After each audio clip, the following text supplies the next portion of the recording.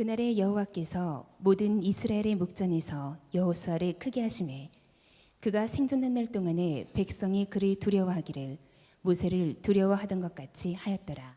여러분들을 축복합니다. 한 달에 한 번 설교 통해서 여러분들과 만나는 시간을 갖는데 그것도 한동안은 좀 어려울 것 같습니다. 제가 3월부터 지금 계획으로는 8월 말까지 안식년을 갖게 됩니다. 그래서 아마 다음 설교는 9월 첫째 주가 될 것 같아요. 9월 첫째 주나 둘째 주. 그래서 한동안 여러분을 만나보지 못하게 될 것 같은데 너무 표신하게 좋아하는 사람들은 좀 설교자에게 굉장한 압박감이 되니까 네, 여러분과 함께 오늘 말씀을 같이 나누면서 우리가 서로 함께 숙제를 좀 했으면 하는 생각이 있습니다. 제가 교회를 한동안 이렇게 떠나서 6개월 동안을 안식년을 갖게 되고 여러분들은 또 여러분 나름대로의 오래 하나님 인도하시는 삶을 살게 되는데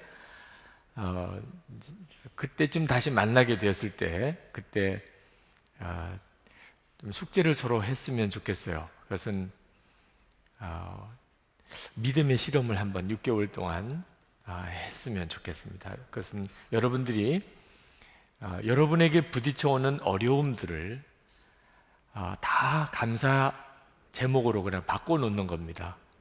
가정적으로든지 또는 건강의 문제든지 또는 직장이나 또는 학교나 또는 재정적인 문제나 하여튼 어떤 형태로든지 사람으로부터 어려움이 왔든지 또는 어떤 재정의 문제로 어려움든지 어떤 관계에 어려움이 왔든지 하여튼 여러분들이 지금 힘들다, 나는 이걸 도무지 극복할 수 없을 것 같아 라고 생각되는 것을 전부 하나님이 주신 축복이라고 믿는 겁니다.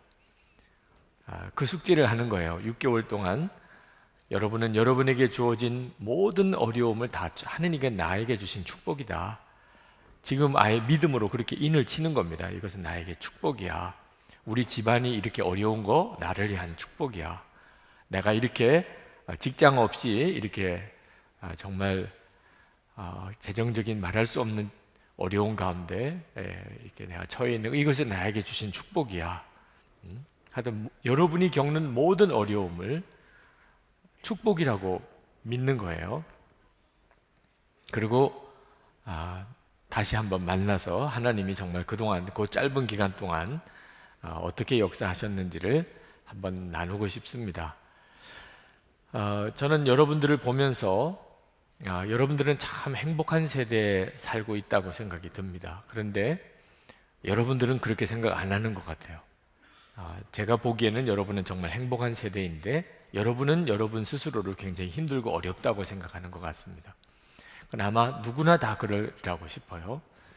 자기가 겪는 어려움이 가장 크게만 느껴지니까 다른 사람에 비해서는 작아도 또 그 전 세대에 비해서는 나는 너무 좋은 여건인데도 하여튼 내게는 여전히 어려운 일이 있게 마련이니까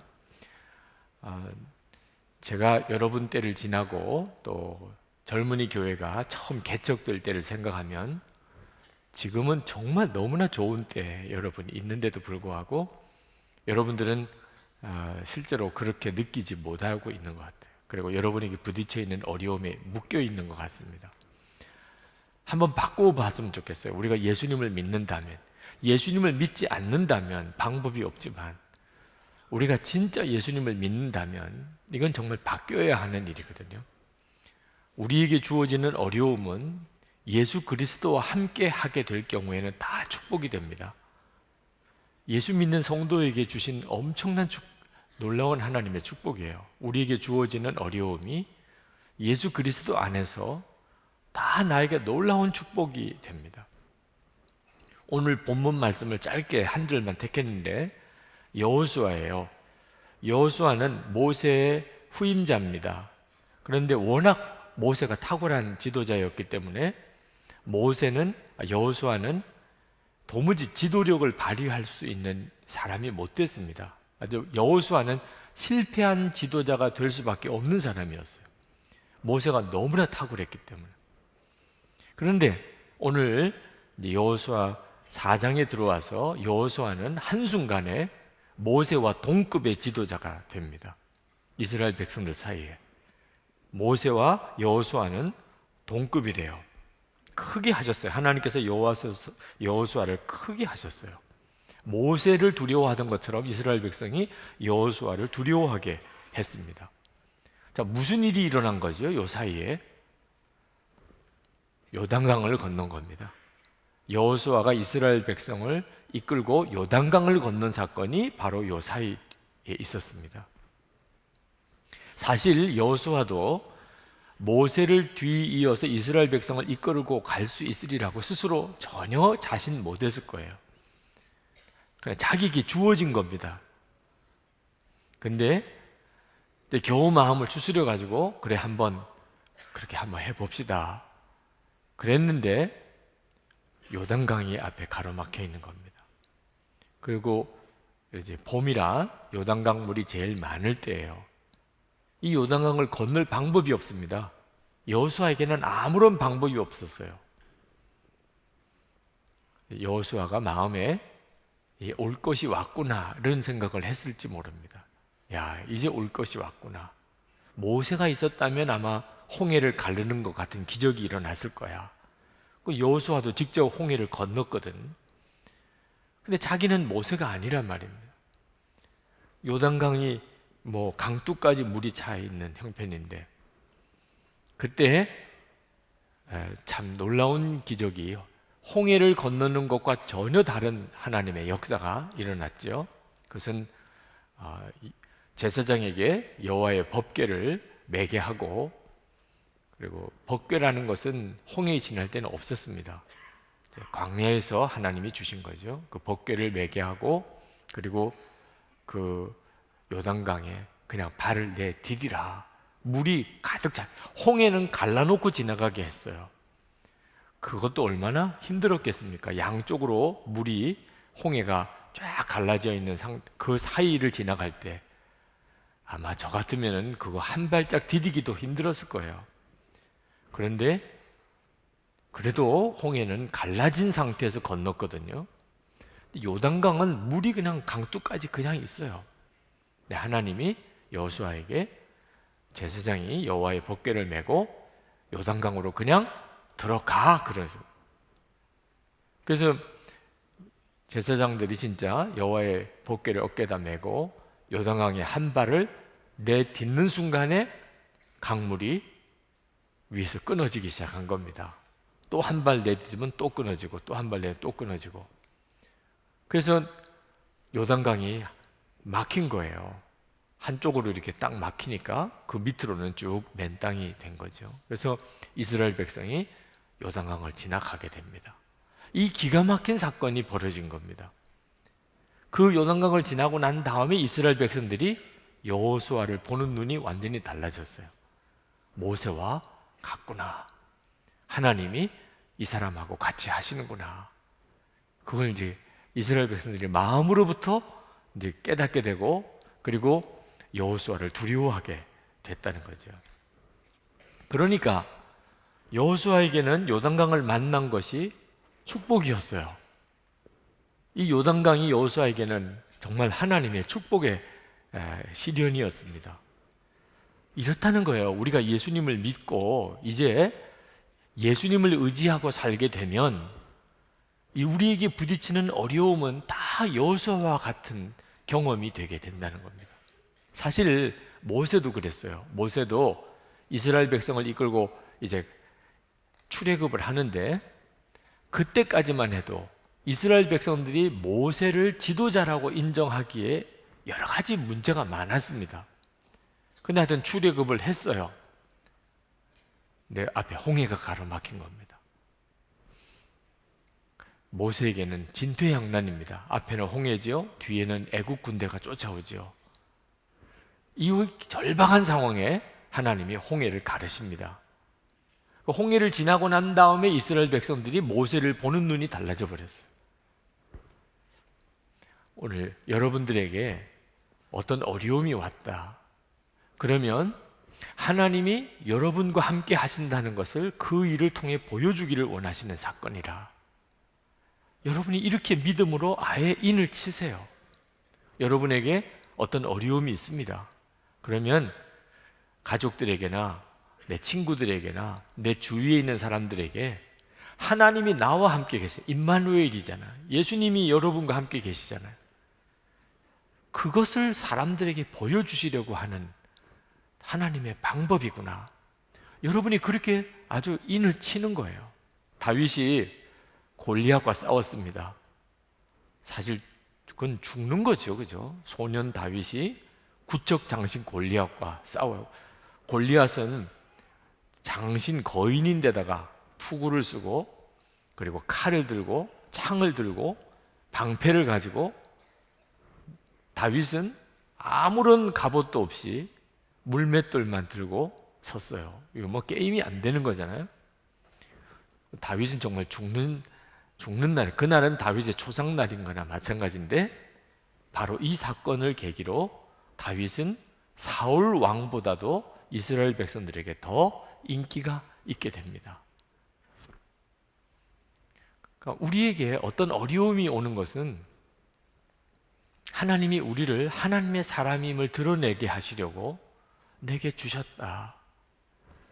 어려움보다도 예수님은 훨씬 더 크시니까. 어떤 어려움이 예수님보다도 더 클 수 있겠어요? 여러분이 이제 초신자라 할지라도 적어도 그 정도 믿음은 가지고 있죠. 예수님은 어떤 어려움보다도 크신 분이에요. 그런데 문제는 내 마음 속에는 그렇지가 않아요. 내 마음 속에는 세상 어려움이 더 커 보여요. 돈, 예수님 의지하면 해결될까?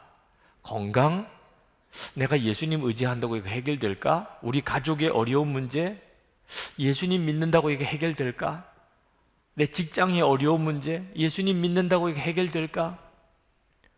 비교가 안 되는 대상입니다. 여러분이 가지고 있는 문제와 예수님과 비교가 안 돼요. 그런데도 여러분에게 이 좁은 믿음 안에, 정말 새가슴 같은 그 여러분의 좁은 믿음 안에는 오히려 역전이 일어나고 있는 겁니다. 어려움이 훨씬 커 보여요. 훨씬. 뭐 부모님은 변화되지 않을 거야. 그죠? 또 여러분의 어떤 진로 문제는 해결되지 않을 거야. 여러분 자신의 변화, 나는 뭐 이렇게 살다가 죽는 거지, 뭐 내가 무슨 변화가 되겠나. 여러분의 이 좁은 가슴 속에서는 예수님보다도 문제가 훨씬 커요. 그게 믿음이 없는 거죠, 그게. 이런 믿음으로는 주님이 여러분에게 아무것도 못 하세요. 주님의 역사에 믿음으로 반응이 안 되니까. 처음에 우리 교회가 젊은이 교회를 시작할 때, 그때 청년부 수준이 한 100명에서 150명 그 사이였어요. 지금 상상이 안 되는 일이죠. 처음에 젊은이 교회를 독립할 때, 그때 여러분 처음 여러 선배들, 그때 젊은이 교회 독립에 대해서 원치 않는 사람도 있었어요. 너무 부담만 되니까. 우리의 믿음이 항상 그 정도밖에 안 됩니다. 하나님이 하시려는 것에 실제로 우리 믿음은 너무너무 적어요. 여러분이 지금 이 시간에 정직하게 여러분의 믿음을 한번 돌아봐야 됩니다. 나는 정상적인 믿음을 가지고 있나? 하나님은 천지를 창조하시는, 내 문제는 문제도 아니에요. 여러분이 성경을 읽으면서 성경에 나오는 여러 가지 믿음의 사람들이 겪었던 일을 한번 보세요. 내가 지금 겪는 건 문제도 아니라니까. 그런데도 우리는 나는 제일 불행한 사람처럼, 하나님은 내게는 아무런 은혜도 안 주시고, 우리가 이 정도 수준이란 말입니다. 그러니 한번 제대로 훈련을 받아볼 필요가 있습니다. 그래서 여러분의 문제를, 이건 축복이다, 이건 여호수아에게 있어서 요단강과 같고, 모세에게 있어서 홍해와 같은 것이다, 다윗에게 있어서 골리앗과 같다, 이건 나를 하나님의 사람임을 드러내게 해주시는 하나님의 기회다. 이렇게 아주 도장을 찍으세요.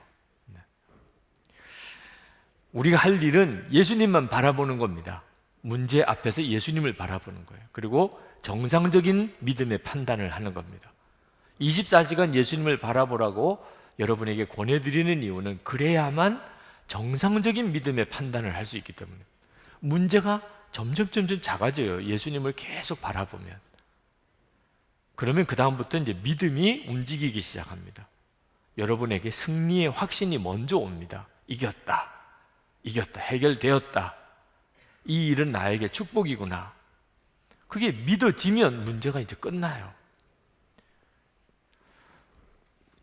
예수님께서 마태복음 16장 24절에 이에 예수께서 제자들에게 이르시되 누구든지 나를 따라오려거든 자기를 부인하고 자기 십자가를 지고 나를 따를 것이니라 그랬어서. 근데 여기에 예수님께서 자기를 부인하고 자기 십자가를 지고라고 그랬는데 더 중요한 핵심은 나를 따를 것이라는 겁니다. 나를 따를 것이라. 우리에게 있어서 중요한 포인트예요. 우리가 정말 힘써야 할 것은 주님을 따르는 겁니다. 내 십자가를 지고 나를 부인하고 거기에 포인트가 있는 게 아니에요. 우리의 포인트는 주님을 따르는 데 있는 겁니다. 여러분이 아직도 청년일 때 여러분이 훈련 받는 거죠. 주님을 따르는 훈련을 받는 겁니다. 주님을. 여러분이 이 일에 대해서 훈련이 되면 그 다음에 이제 하나님이 여러분을 본격적으로 쓰시기 시작합니다. 하나님이 여러분을 쓰시는 삶을 산다는 것은 놀라운 일이에요. 그때는 이제 정신이 없을 거예요. 하나님이 여러분을 막 이렇게 움직이고 저렇게 쓰시면서 여러분을 사용하실 때. 근데 그 전에 준비해야 될 것이 주님을 따르는 훈련을 하는 겁니다. 여러분 주님을 따르기로 결심하면 모든 염려가 다 사라집니다. 그냥 나는 주님만 따라가면 돼. 주님이 어떻게 하라고 하시는지 듣고 주님이 어디로 가시는지 보고 그냥 나는 주님이 하자는 대로 따라가면 돼. 집에서나 직장에서나 교회에서나 걱정하지 말고 뭐 어떻게 될까? 잘 될까? 그건 걱정하지 말고 내가 지금 필요한 것은 주님 따르는 훈련이에요. 예를 들어서 어떤 문제를 딱 만났는데 주님이 뭐라고 하시는지를 잘 모르겠어요. 그러면 이제 그거는 훈련을 받아야 돼요. 주님 잘 모르겠습니다. 주님이 어떻게 하라는지 제가 잘 깨닫지 못하겠습니다. 그것을 제게 가르쳐 주세요.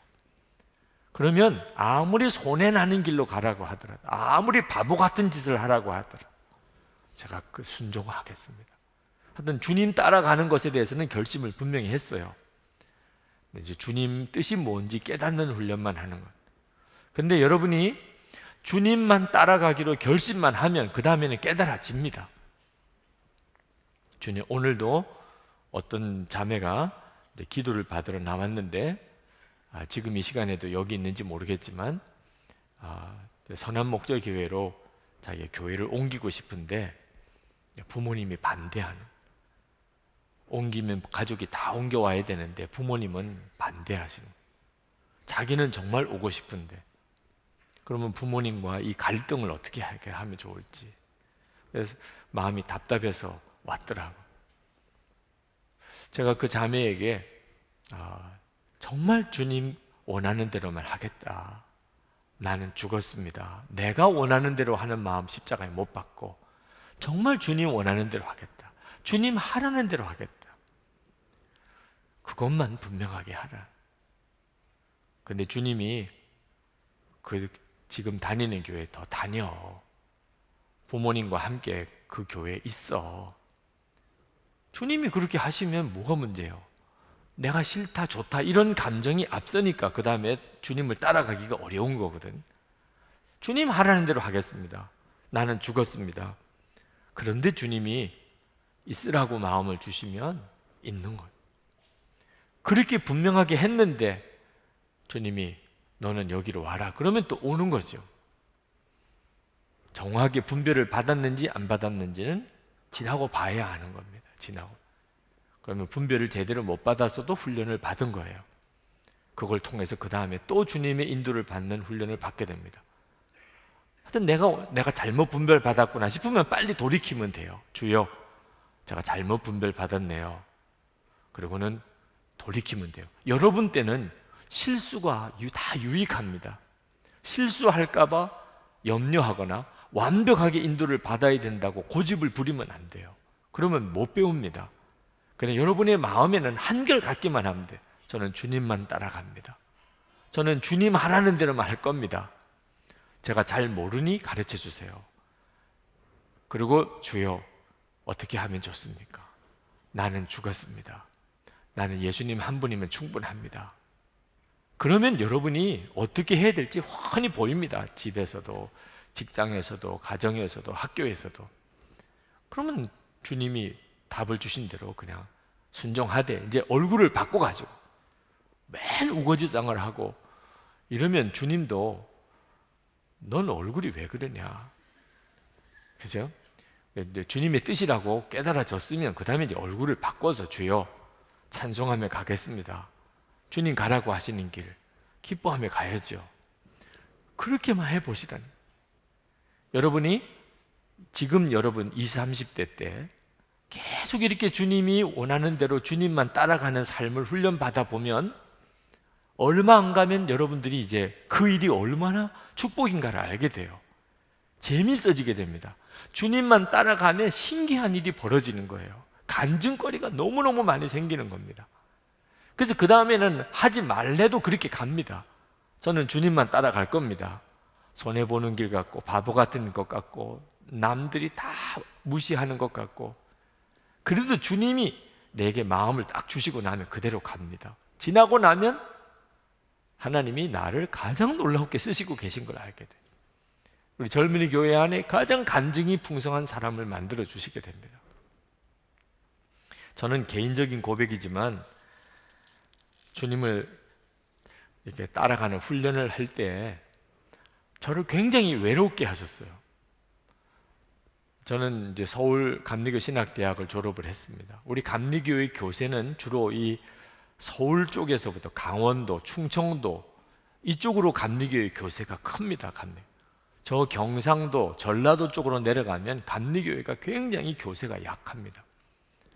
근데 하나님이 저에게 목회를 부산에 내려가서 하게 하셨어요. 부산. 거기는 저의 고향이기도 하고, 그리고 제가 갔던 교회에 장로님이 저희 고등학교 선생님도 계셨어요. 제가 어릴 때 저를 보았던 분들이 그 교회에 또 장로님들, 권사님들, 제 아내의 유치원 선생님이 또 거기 권사님으로 계시고, 하여튼 상황과 구조가 정말 쉽지 않은 교회예요. 그 가서 감리교회 교세도 약하고 감리교회를 이단이라고 말하는 데도 있고 이런 곳에 저를 두셨어요. 그러니 이제 친한 선후배 친구들 만날 수가 없었어요. 거기서 정말 외롭게 혼자서만 있었습니다. 그 10년 동안을 있었어요.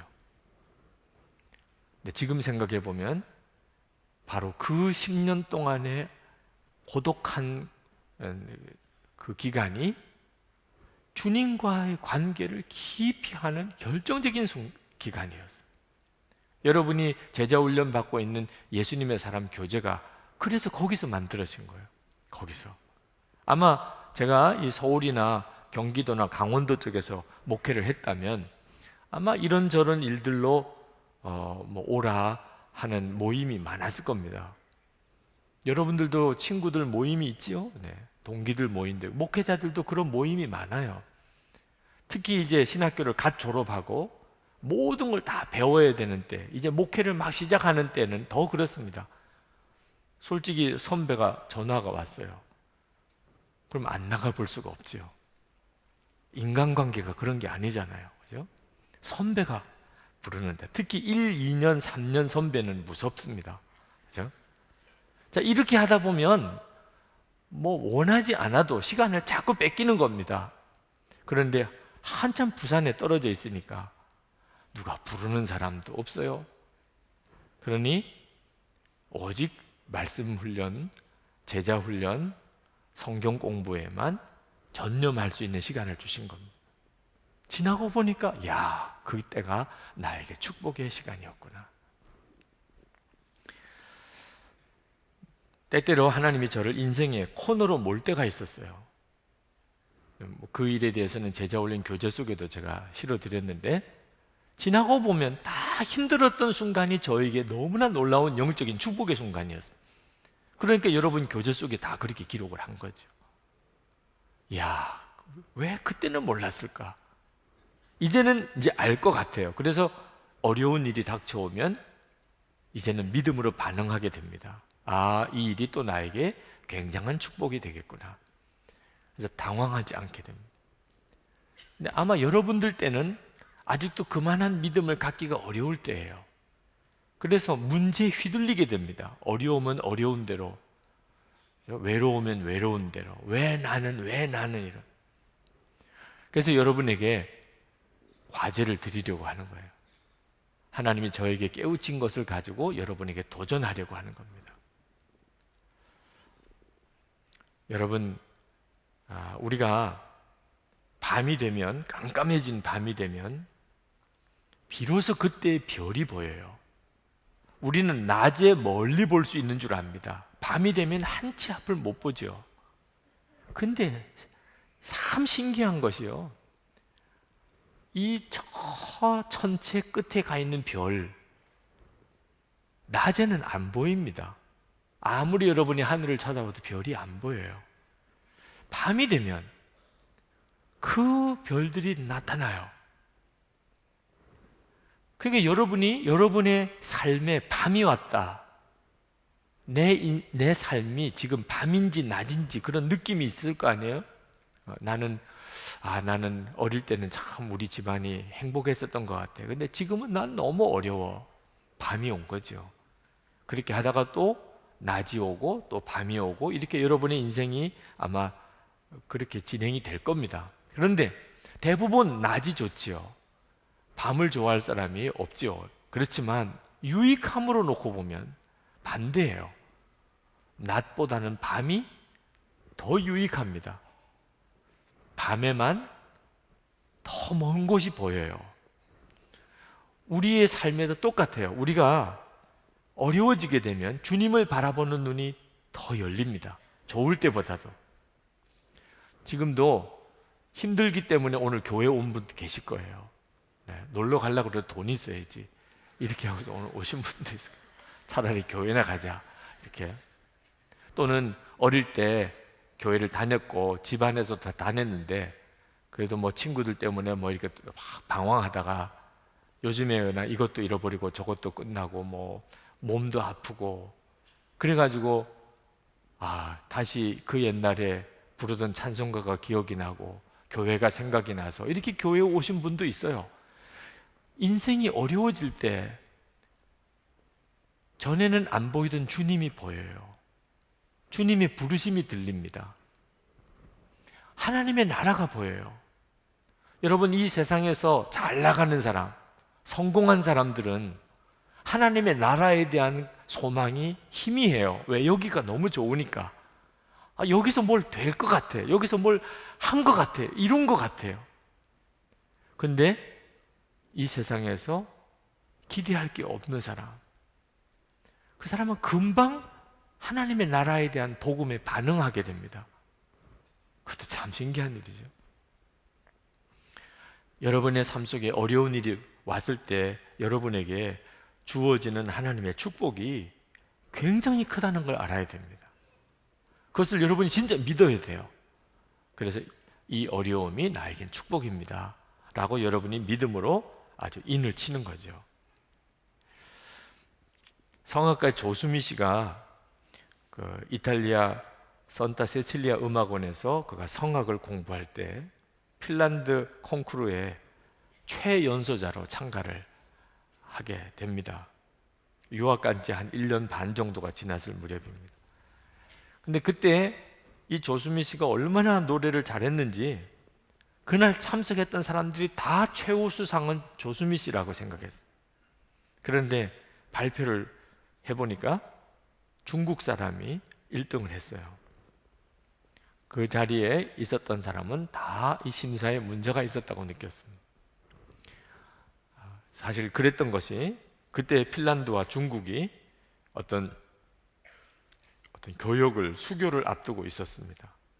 그래서 핀란드 입장에서는 중국에 무언가 선물을 주어야 될 필요가 있었는데, 그래서 그때 열렸던 콩쿠르에 내정을 아예 했어요. 중국 사람을 1등으로 하기로 내정을 해놔버렸습니다. 그래서 결국 그렇게 발표가 된 거죠. 조수미 씨로서는 엄청난 좌절입니다. 자기가 분명히 제일 잘한 것 같은데 1등을 뺏긴 거죠. 그래서 넉 달 동안 노래를 못 불렀어요. 너무 그때 그 일이 울분에 차고 억울하고 고통스러워서. 근데 이 좌절에서 조수미 씨를 다시 일으켜 주신 분이 어머니예요. 그 어머니가 조수미 씨에게 했던 말입니다. 나는 너에게 단 한 번도 1등을 하라고 말하지 않았잖아. 수미야, 노래는 아름다운 거야.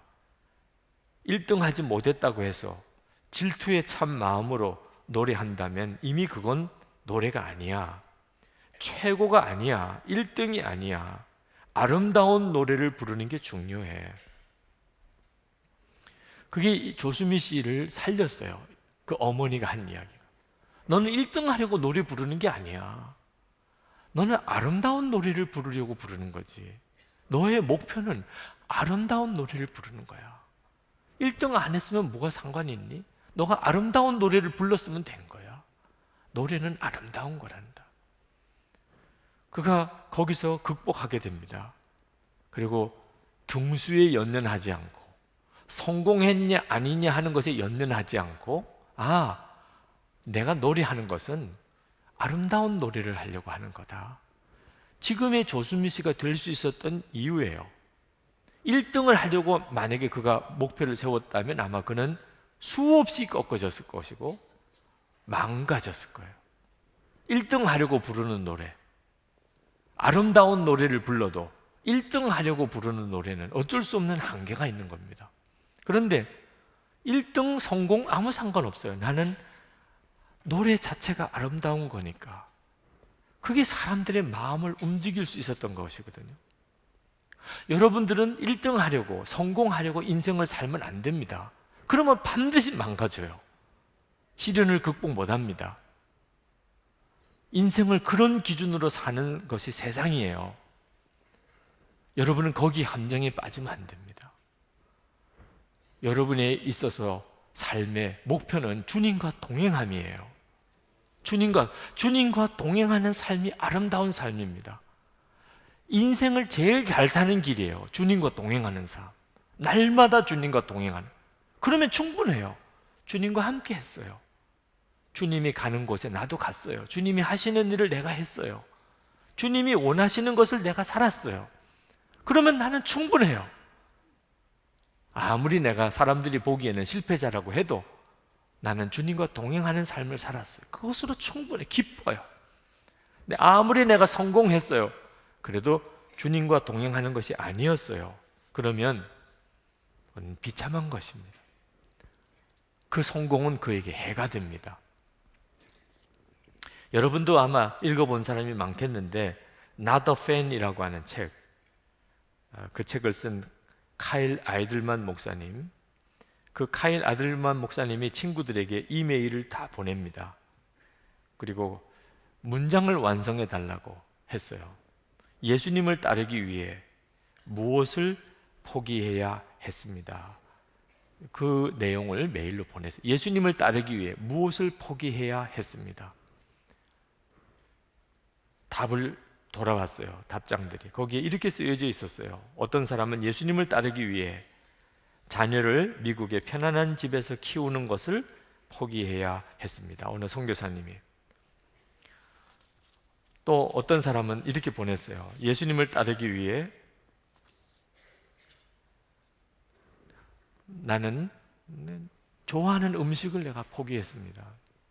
나는 예수님을 따르기 위해 내가 가장 좋아하는 스포츠, 운동 경기를 내가 포기했습니다.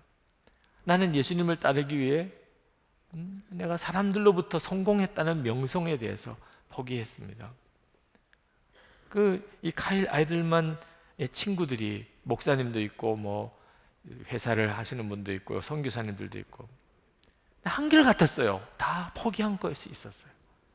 그것 때문에 예수님을 따를 수가 있었고 주님은 글을 쓸 수가 있었어요. 여러분들도 한번 그 문장을 완성해 보세요. 여러분이 예수님을 따르기 위해 여러분은 무엇을 포기해야 했는지, 그런 게 있었는지, 그 포기해야 됐던 것이 있었는지. 여러분, 이 비밀을 가지는 것이 중요해요. 주님을 따르기 위해서 무엇이든지 포기할 수 있어요. 그 훈련을 시키시는 겁니다. 하나님은 여러분에게 어려운 문제를 이렇게 주시면서 주님보다도 더 좋은 게 있느냐, 더 귀한 게 있느냐. 여러분 때에는 이런 도전을 받는 것이 좀 두려울 수도 있습니다. 네? 여러분의 마음에 여러분이 정말 하고 싶은 것들이 많은 때거든요. 네? 혹시 결혼을 포기했 이렇게 써야 된다면, 이런 불길한 생각에 시달리는 사람도 있을 거예요. 네. 네, 여러분들이 아직도 주님을 너무 몰라서 그런 겁니다. 여러분들의 마음속에 예수님은 내가 좋아하는 것을 하지 못하게 하시는 주님, 그건 예수님을 좋으신 주님이라고 믿는 게 아니거든요. 주님이 여러분들에게 있어서 예수님이 가장 귀한 분이라고 하는 것을 인치시기 위하여 그리 할 수는 있어요. 그때는 그것이 정말 죽는 것 같은 고통일 수도 있습니다. 그러니까 주님의 진정한 소원은 여러분에게 진짜를 눈뜨게 해주기 위해서 그런 겁니다. 주님은 저에게 대학원 석사학위를 포기할 것에 대해서 말씀하셨어요. 그건 저에게서 그때 굉장한 고통이었습니다. 그런데 제가 주님을 위해서 포기한 게 없더라고요. 그동안 딱 집어서 나는 주님을 위해서 무언가를 포기했다, 그렇게 말할 게 없어요. 그래서 주님이 이것을 원하신다면 제가 포기하겠습니다, 그렇게 결단했습니다. 그리고 목회만 열심히 했죠. 자, 그런데 그 뒤에 갑자기 저에게 굉장히 많은 변화가 일어나기 시작했습니다. 우선은 이제 바로 그 학기가 끝날 때쯤 무렵에 부산 제일교회에 담임자로 부임을 해 갔어요. 나이도 그 교회에서 원하는 것보다 너무 젊었고 대학원도 졸업을 못했고, 그런데 이제 부산 제일교회로 부임을 해 가게 됐습니다. 사실 그 교회는 제가 담임 목사로서 목회하기가 어려운 교회예요. 고등학교 선생님도 계시죠. 제 어릴 때를 다 알고 있는 분들이 다 장로님들이 되어 계시죠. 뭐 그런 교회. 또 제가 나이도 너무 젊지요. 대학원도 졸업을 못했지요. 네, 부산에서는 제일 역사가 오래된 큰 감리교회입니다. 근데 제가 선을 보러 교회 가서 주일 설교를 하고, 그리고 이제 이사를 해야 되니까 이제 서울로 이렇게 돌아와야 되는데 갑자기 신방을 꼭 해달라는 요청이 있었어요. 그래서 서울 오기 위해서 부산역으로 가는 길에 바로 그 역 앞에 있는 집이라고 그래요. 네, 어느 권사님이 중풍으로 쓰러졌는데 담임 목사님이 교회에 안 계시니까 신방을 받아본 적이 없대요. 근데 목사님 아직 부임하시진 않았지만 그래도 우리 교회 담임 목사님으로 내정이 되셨으니 목사님께서 혹시 기도라도 해주실 수 없으신가요? 그래서 그렇게 하시자고. 저는 뭐 큰 생각 없이 뭐 서울 가는 시간에 조금 한 30분 먼저 가서 신방하고 제가 서울로 오면 되니까 그렇게 갔어요. 갔더니 아주 조그만 집에 아주 몸이 부하신 어떤 여자 권사님이 꼼짝없이 누워 계시더라. 들어가는데 마음이 너무 애통해요. 무엇보다도 이렇게 중풍으로 쓰러졌는데 마침 담임 목사님이 세상을 떠나셨어요. 그러니 뭐 누가 목사님이 와서 예배도 드려주지도 못하고 기도도 못 받고 그냥 이렇게 힘이 들어있는, 목사님이 좀 와서 기도만 해주면 좋겠는데, 그런데 소식이 들려오기를 젊은 목사님이 한 분 담임 목사님을 오기로 했다는 거예요. 그래서 이제 연락을 하기를 혹시 좀 오셔서 기도해 주시면 안 되시냐. 그래서 제가 간 거거든요. 가서 그 권사님에게 손을 얹고 기도를 간절히 했습니다. 하나님, 우리 권사님을 일으켜 주십시오. 저는 제가 그날 가서 기도를 하고 권사님이 일어날 것이라는 믿음을 솔직히 가지고 있지 못했어요. 제가 뭐 그런 어떤 치유의 능력이 있는 게 아니었으니까. 그냥 제가 가서 기도를 하면 위로라도 받을 수 있지 않겠나. 근데 참 놀라운 것은 그러고 왔는데, 그리고 며칠 뒤에 이사를 내려갔죠. 그 권사님이 일어났다는 겁니다. 제가 신방을 가서 기도하고 온 다음에 중풍으로 쓰러진 권사님이 일어나서, 그래서 그 다음 제가 부임하는 주일 예배 때 오셨어요. 이렇게 걸어서. 정말 신기한 일이죠. 제가 스스로 놀랬다니까. 내가 이런 능력이 있는 게 아닌데, 그런 생각이 할 정도였어요. 근데 이제 그 다음부터 무슨 문제가 벌어졌냐면, 그 교회 교인들이 다 저를, 나이가 굉장히 젊은 목사고 고등학교 제자기도 하고 다 그런데 저를 정말 귀하게 그렇게 여겨주는 거예요. 마치 오늘 본문의 여호수아가 하나님이 그 여호수아를 세웠다고 하는 것처럼. 그래서 제가 왜 그럴까 생각해 봤더니 계속 그 권사님이 제가 있는 데마다, 점심 먹을 때는 식당에, 제가 뭐 차를 마실 때는 제 옆자리에 있으면서 누구든지 만나면 이분이 기도해서 내가 이렇게 일어났더라고요. 교인들이 실제로 상황을 다 아니까 꼼짝없이 중풍으로 쓰러져 계시던 그 권사님이 제가 그날 가서 신방하고 그 다음날 일어났으니까, 그러니까 지금 생각해 보니까 교인들이 이분이 능력 있는 분이구나, 나이는 젊은데 굉장히 능력 있는 분이구나, 이렇게 생각을 하셨던 것 같아요. 그 뒤에는 한 번도 일어난 분이 없어요. 하여튼 그때만 이상하게 그렇게 된 건데, 하여튼 그런데 이 권사님이 워낙 저를 계속 다니면서 지방 모임에 있으면 목사님들이 오셔도 옆에서 계속 그 이야기를 하시고, 하여튼 만나는 사람마다 엄청난 기적이 일어난 그런 간증을 계속 하시는 겁니다. 이 목사님이 내가 쓰러져 있는데 와서 기도해주고 그 다음날로 내가 일어났다고. 지금 이렇게 내가 미국에 지금 가 계세요. 지난번에 미국에 가서 만났어요. 또 거기서도 또 계속 만나는 사람마다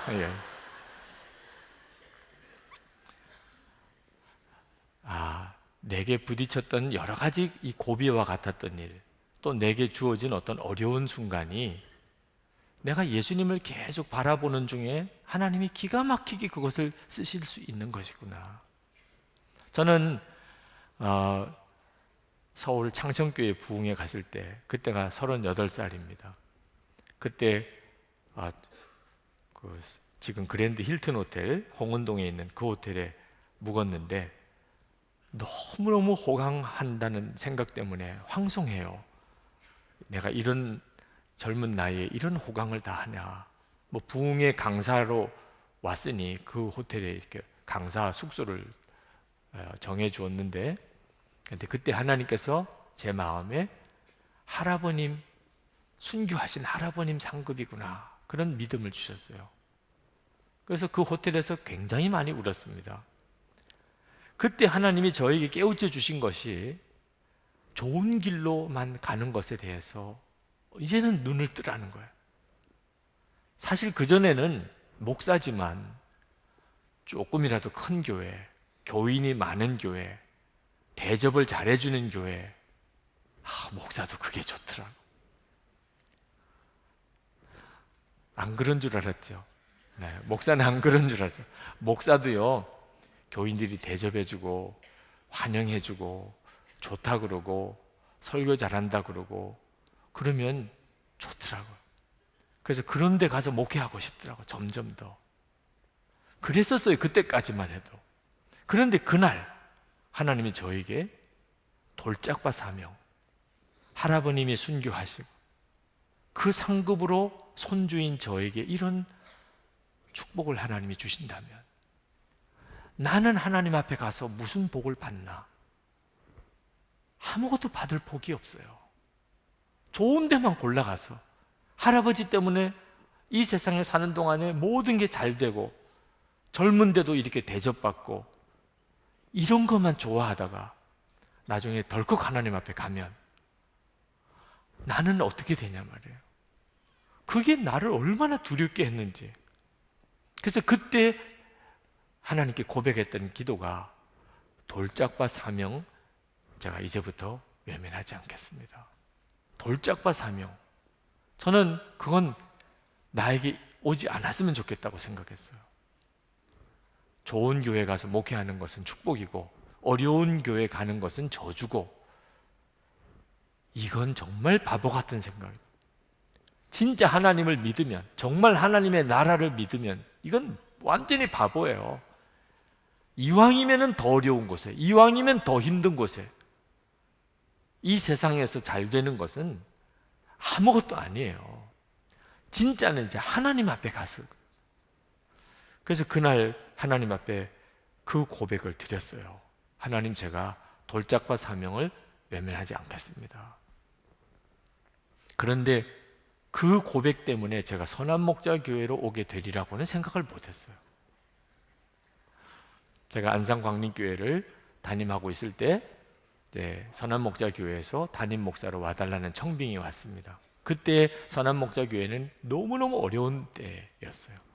지금 이 예배당은 짓지도 못하고 위에 있는 6층만 겨우 이제 완공을 해놓고 교회는 부도 위기에 빠져서 난감했어요. 교인은 한 500여 명 남고, 그런 상황에 여기 이 예배당을 새로 다 고쳐서 지어야 되고 교인도 부흥시켜야 되고, 그 전에 있는 교회는 너무너무 교회가 안정이 되고 부흥이 되고 있는 때 그 교회보다도 여기가 반 정도밖에 교세가 안 되고 부채는 벌써 130억이나 부채가 있고, 그리고 이 예배당도 새로 지어야 되고, 이걸 내가 어떻게 감당을 하냐 말이야. 나는 뭐 절대 안 갑니다. 그런데 마음에 어렵다고 안 가냐? 그게 딱 걸린 거예요. 돌짝밭 사명 외면하지 않겠다고 해놓고 그 처음 적용이거든. 그때 그 기도에 대한 처음 적용이에요. 어렵다고 안 가냐? 한번 그 생각이 딱 드니까 이제는 꼼짝없는 거예요. 어려우니까 가야지. 어려우니까 가야지. 우리 여기 지영이도 있지만 안산에서 여기 교회 올 때 우리 가족 예배 드릴 때 우리는 정말 고생하러 가는 거다. 가정 예배 드릴 때 우리 가족들이 다 울었어요. 그때는 정말 그런 느낌이었어요. 근데 여기 왔습니다. 와서 이제 11년째가 돼요. 하나님께서 여기 와서 지난 11년 동안 겪었던 일들이 지금 정말 그림처럼 이렇게 지나가는데, 그 일을 통하여 하나님이 지금 선한목자교회 사역을 이루고 계시는 거예요. 다음 주일 저녁에 우리 여기서 이제 교회사랑 기도의 밤, 1년에 한 번 건축헌금하는 날입니다. 여러분들도 초청합니다. 네. 교회사랑 건축의 밤. 우리 교회는 빚이 많아요. 건축 부채가. 그 기적과 같이 하나님이 예배당을 공사를 하게 하신 겁니다. 우리가 돈이 있어서 한 것도 아니에요. 저는 이 큰 교회 건물이 부담스러웠어요.